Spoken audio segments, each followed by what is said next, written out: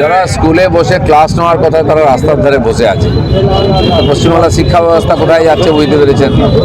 হিন্দুরা জেলা ছেড়ে ঘর ছাড়া অন্য জেলায় গিয়ে থাকছে, ওদিকেও হাহাকার এদিকেও হাহাকার। মমতা ব্যানার্জি এ সমস্ত কিছু সমাধান না করতে পারে মন্দির করে ভগবানের কাছে ক্ষমা চাইছেন যদি পাপক্ষয় হয়, কিন্তু হবে না, পাপের ঘোড়া ভরে গেছে। সব কিছু ভরসা ছেড়ে দেয় তখন ভগবানের কাছে যায়। মমতা ব্যানার্জির কারোর উপর ভরসা নেই, ওনার উপরে কারো ভরসা নেই। তাই জয়জলি পাকিস্তানে ভারতের পতাকা চিরদিন পোড়াতো, কাশ্মীরেও পোড়াতো, আজকে কী অবস্থা তাদের। তো মানুষ প্রতিবাদ করার অনেক রাস্তা আছে। আমি ব্যক্তিগতভাবে কোনো দেশের পতাকা পোড়ানোর পক্ষে নই, এটা বিশ্বের সব দেশের একটা স্বাভিমান আছে, কিন্তু সেখানকার সরকার যদি ভুল করে বা সেখানকার কিছু লোক গণ্ডগোল করে, তার জন্য এখানকার সরকারকে সে ব্যবস্থা নিতে হবে। আমার মনে হয় নরেন্দ্র মোদী সেটা নেবেন, আগেও নিয়েছেন, দেখাবেন।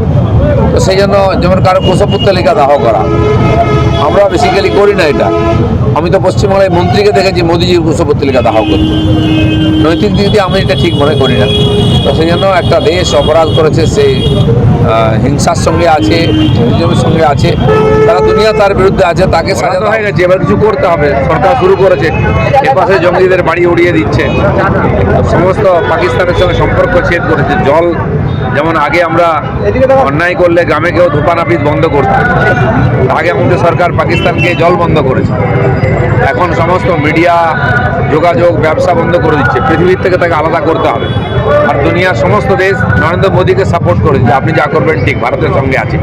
তো প্রাথমিকভাবে বর্তমান সভ্য জগতে যেটা করা সম্ভব, একটা দুর্বৃত্তকে সাজা দেওয়ার জন্য সেই রাস্তায় এগোচ্ছে ভারত। দরকার হলে চরম পর্যায়ে যাবে, ওই দেশ টুকরো হবে, ওই দেশের মধ্যে একটা এমন অব্যবস্থা হবে, সরকার থাকবে না। দুঃখের বিষয়, ওইখানকার যে জনসমাজ তারাই কষ্টের মধ্যে থাকবে। যেমন বাংলা ট্রেন, কোথাও ট্রেন বাতিল করে, দীঘা যাওয়ার বেশ কিছু ট্রেন বাতিল, কোনো ট্রেন বাতিল হয়নি। ওনারা যদি বলেন বন্ধ করতে, ঠিক আছে, কোনো ট্রেন বাতিল হবে না। কেন বাতিল হবে?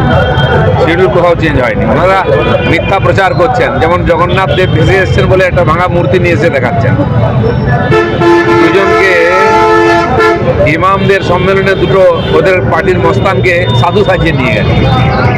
তো বাল্মীকি যেমন হয়েছিল, আর যেমন রাবণ এসেছিল ব্রাহ্মণ সেজে, ওরাও তাই করার চেষ্টা করছে। বাংলার মানুষ ছিঁড়ে গেছে। রাম মন্দির স্থাপনা হলো, তো বিজেপির ভোট তো বাড়লো না, কমে গেল। মন্দিরের জায়গায় মন্দির থাকবে, ভগবানকে নিয়ে রাজনীতি নয়। আমরাও ভগবানের বিরুদ্ধে নয়, আমি নিজেও যাব সুযোগ পেলে সেই জগন্নাথ মন্দিরে। জগন্নাথ পুরী থেকে এত দূর চলে এলাম, আমরা একটুখানি যাবো না?